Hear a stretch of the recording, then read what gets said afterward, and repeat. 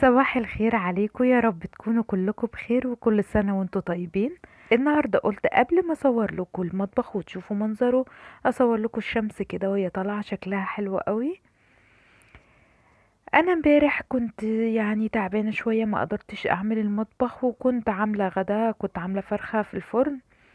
والصراحة لما باتت المواعين بتاعت الفراخ كانت ريحتها صعبة جدا. بس غصب عني كنت روقت الشقة وكنت تعبت جدا، ما قدرتش اعمل المطبخ فنمت وسبته.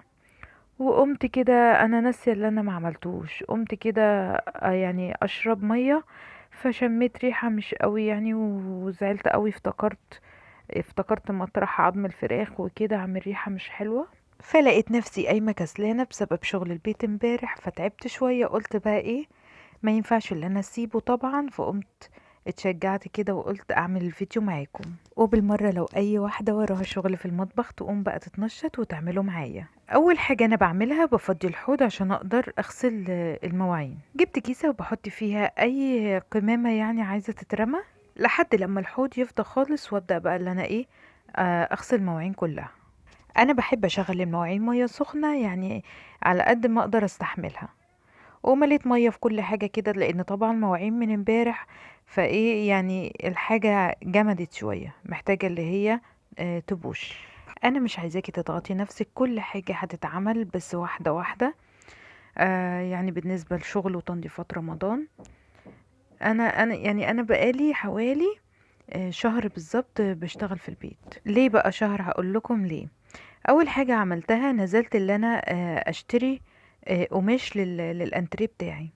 جبت قماش الانتريه اللي انا محتاجاه، وجيت بقى هنا فصلته حته حته. كنت جايبه له القماش اللي هو الجلد المقلوب اللي لونه رصاصي حلو جدا وقماشه تحفه، ومجرد ما هي بتتوسخ بتتغسل بمنتهى السهوله. الصراحه انا كنت هنا بقى غسلت جزء من المواعين وبدات اللي اتصفوا خلاص هشيلتهم، وده الجزء التاني اللي هو بقى فيه الغدا وكده والحاجات اللي كانت ناشفه، فكنت سايباها في المية شوية عشان تبدأ تطرى. بعد ما خلصت الانتريه بقى بدأت اللي انا اشتريت قماشة تاني وعملت كسوة للركنة بتاعتي، لانها كانت الفرشة كانت قديمة واللي هي القماش المشجر بتاع زمان ومتوسخة جدا، وكمان بقى خلاص القماش ما بقاش بيطلع الوسخ بتاعه. فنزلت برضو وجبت لها كسوة سادة، اللون الكافيه ده حلو جدا. القماشة بتاعت الكفر كانت لكرة فساعدتني ان انا اعمل الكفر بسهولة يعني الحمد لله. فعملت بقى كل ده واحدة واحدة، وبعد كده غسلت السجادة اللي عندي اللي عايز يتغسل. انا شقتي مش كبيرة قوي يعني، وهي اوضتين وصالة. مسكت بقى اوضه اوضه ونضفتها تنظيف عميق. وكمان نسيت اقول لكم اللي انا بيضت الصاله. انا عندي الشقه كلها كانت بيج في بني كده، هي اوضه ولادي بس اللي هي كانت بينك في موف. الدهان بتاع الشقه بقاله حوالي 5 سنين، فالصراحه خلاص كانت جاب اخره يعني، وكان انا عيالي صغيرين فبوظوا بقى الحيطه وبهدلوها، فقلت ان انا اعمل حتى الصاله عشان خاطر بس ايه، الواجهة يعني يكون شكلها حلو. وفعلا جبت دهان بلاستيك ابيض وجبت لونه اسود، وقعدت ازود حبة حبة كده، نقطة يعني نقطة لان هو بيبقى مركز، وزودت في الاسود على الابيض لحد ما ادالي اللون الرصاصي الفاتح بس. ودهنته الصراحة الدهان كنت مستصعباه بس طلع سهل جدا. ما خدش مني اي وقت ونشف بسرعة يعني، وانا بدهن الجنب كان الجنب التاني نشف حلو قوي. وكل يوم بعمل حاجة كده يعني، مش بوتر نفسي ولا بضغط على نفسي، كل يوم بعمل حاجة على قد يعني. فالحمد لله خلصت كل التجديدات اللي انا قلت لكم عليها ديت ونضفت الشقة برضو كلها تنظيف عميق الحمد لله، والمطبخ والحمام برضو كذلك. ما تبقاش بقى غير ان انا اظبط زينة رمضان كده واحضرها. انا عندي شوية فوانيس وشوية حاجات من السنة اللي فاتت، هبدأ ان انا اعلقها برضو، وهجيب اضاءة وهعملها في الشقة، وهبقى اصور لكم ان شاء الله جولة في الشقة بعد توضيبات رمضان. نسيت اقول لكم حاجة على مواعين الغدا اللي هي كانت مطرح الفراخ. فعبال ما انا شلت المواعين اللي اتغسلت وحطيتها مكانها، كانت هي الحمد لله بدأت تطرى فغسلتها على طول. بس قبل ما اغسلها انا ضفت للمسحوق بتاعها شوية خل، عشان لو في اي روايح من الفراخ او الزفارة بتاعة الفراخ تبقى يعني المواعين نضيفة ما فيهاش اي ريحة. وكمان بالنسبة للرخامة انا بحط بس المسحوق بتاعها وبحط شوية خل عشان برضو تعقيم، عشان الريحة، عشان كل دوت. الصراحة الخل ممتاز جدا في النقطة دي. وبكده خلصت اهو الرخامة اللي من بره. التلاجة اللي بره دي تلاجة زيادة عندي، انا حطاها بره عشان خاطر هبيعها يعني. بس ودلوقتي دخلنا على البوتاجاز برضو هنمسحه.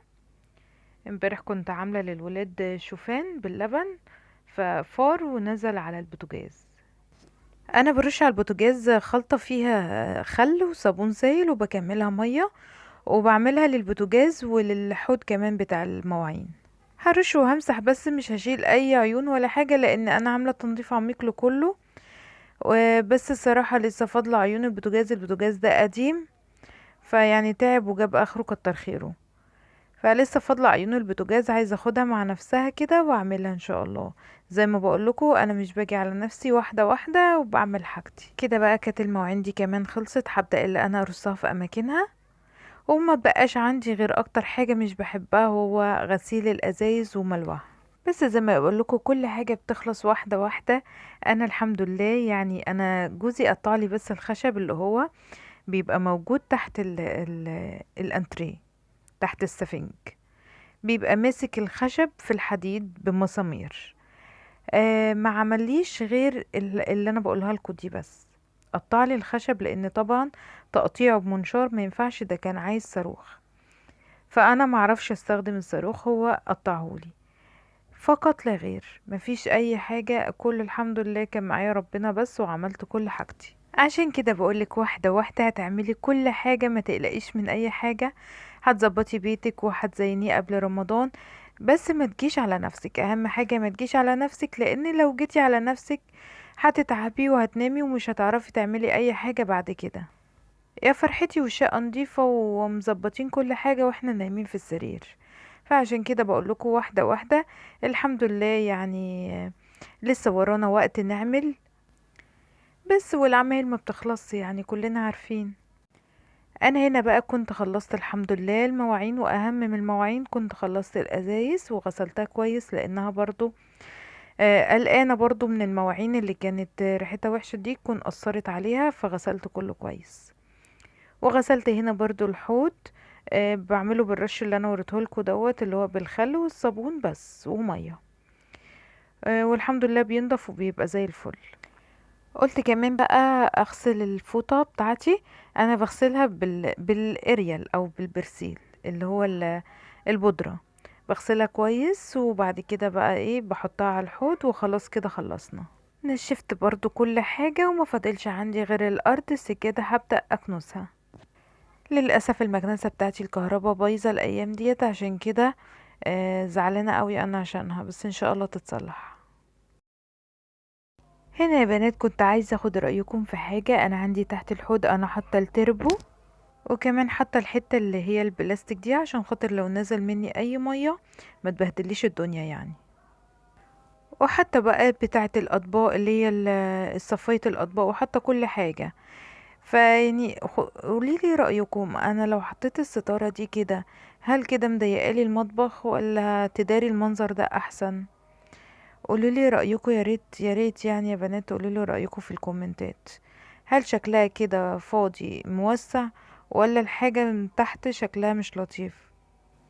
بص ده شكل بقى كده المطبخ، وانا حاطه الستاره كده اي كلام يعني، عن لحد لما تشوفوها وتقولوا لي رايكم.